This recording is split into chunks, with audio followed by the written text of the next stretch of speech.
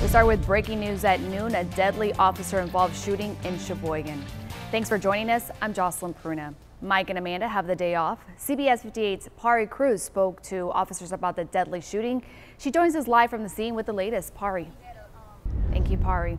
Protesters will once again focus on justice in Wauwatosa today for the shooting deaths of 3 men. They're demanding Wauwatosa officer Joseph Mensah be arrested and charged. The officer was involved in the deadly shootings of Alvin Cole, Jay Anderson, and Antonio Gonzalez.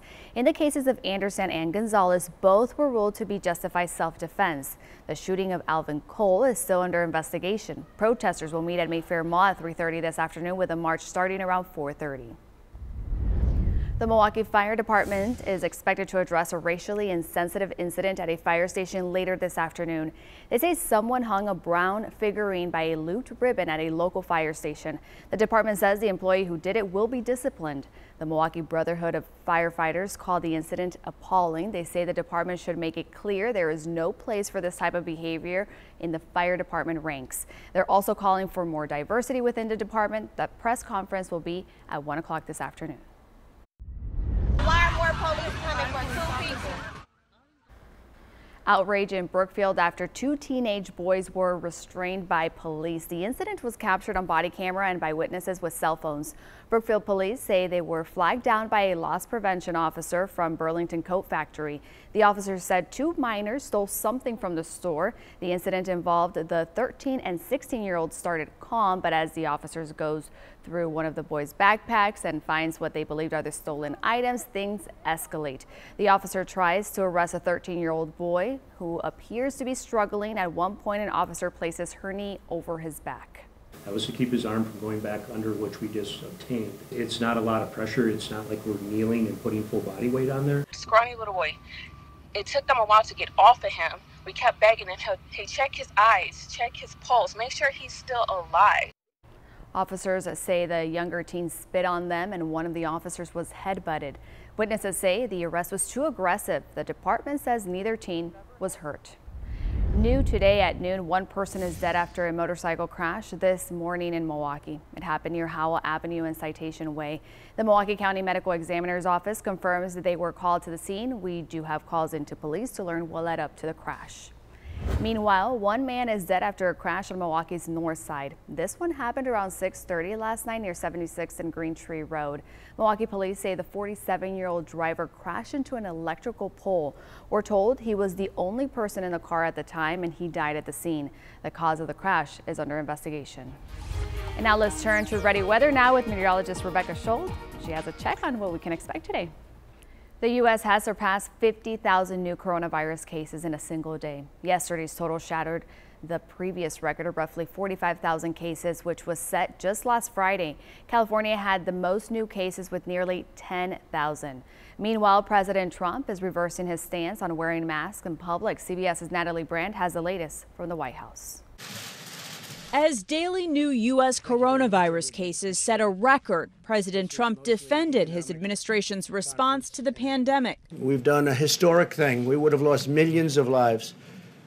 And now we're opening it up, and it's opening up far faster than anybody thought even possible, and more successfully. The president did not take questions at a morning briefing, but yesterday addressed the issue of wearing masks on Fox Business News. I'm all for masks. I think masks are good. I would wear, if I were in a group of people and I was close. President Trump plans to travel to Mount Rushmore tomorrow for an Independence Day celebration where attendees will not be required to wear masks or socially distance. Democratic lawmakers fault the administration for shortages of critical supplies and personal protective equipment. We made a call. Mike Pence made a call just yesterday and said, what do you need? Not one governor needed anything. They don't need anything. They have all the medical equipment they can have.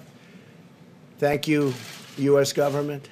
They have all of the ventilators they have. The vice president says he'll visit some of the hot spots, including Texas, Arizona, and Florida. We want to remind our young people, as you see the measures that the governor's put into place, you hear about the call for common sense personal hygiene and the wearing of masks, that this is about protecting our most vulnerable. Still, the Trump administration maintains it's now prepared to handle the surge. Natalie Brandt, CBS News, the White House. Milwaukee city leaders are discussing what a proposed ordinance to mandate masks in public would look like. CBS 58's Andy Devine was part of a virtual meeting this morning and joins us live with the details. Andy. The court battle continues in Racine after a judge overturned an order put in place by city officials to help stop the spread of COVID-19. The judge called the city ordinance vague and overboard, but praised the work city officials are doing to contain the virus. This comes as officials say Racine has the highest rate of coronavirus cases per capita than any other community in Wisconsin.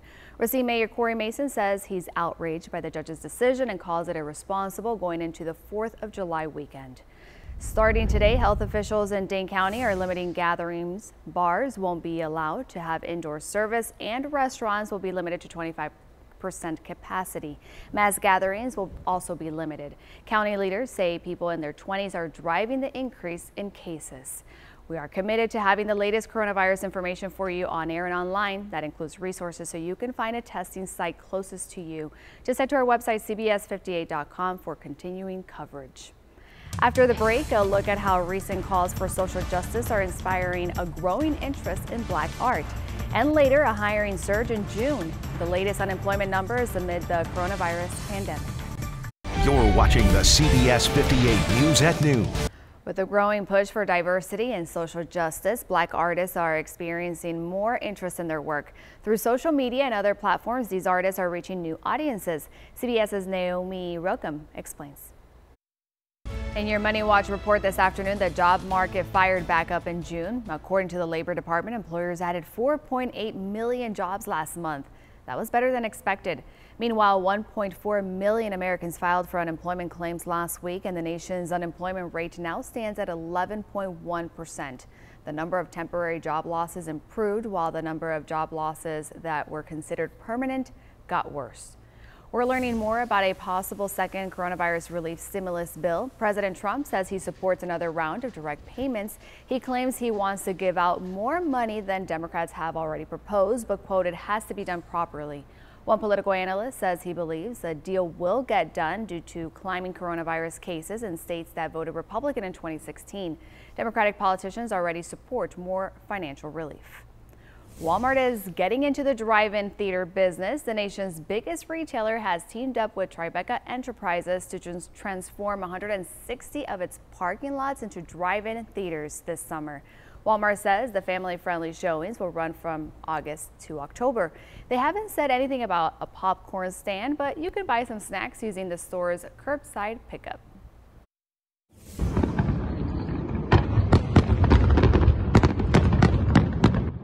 Macy's has been lighting up fireworks in New York for the past couple of days. The company had to reimagine its iconic 4th of July fireworks due to the coronavirus pandemic. As those major fireworks shows are being canceled, Phantom Fireworks says it's seen skyrocketing sales. Coming up, a final look at your ready weather forecast. We'll be right back. The Milwaukee Milkmen are looking to celebrate the 4th of July weekend and the return of baseball tonight. This field, this game, it's a part of our past, Ray. It reminds us of all that once was good, and it could be again. Oh, people will come, Ray. People will most definitely come. The Milkmen will host a double feature tonight at their Milky Way Drive-In with Field of Dreams airing at 6:30 p.m. Then For the Love of the Game will start at 9:15 p.m. They will also have live music and food trucks. The fun continues into tomorrow with the start of the Milkmen's season against the Chicago Dogs. Time for a final check of the forecast. Rebecca. Thanks for joining us for the CBS 58 News at noon. Be sure to tune in later today for the CBS 58 News at 4 and 5.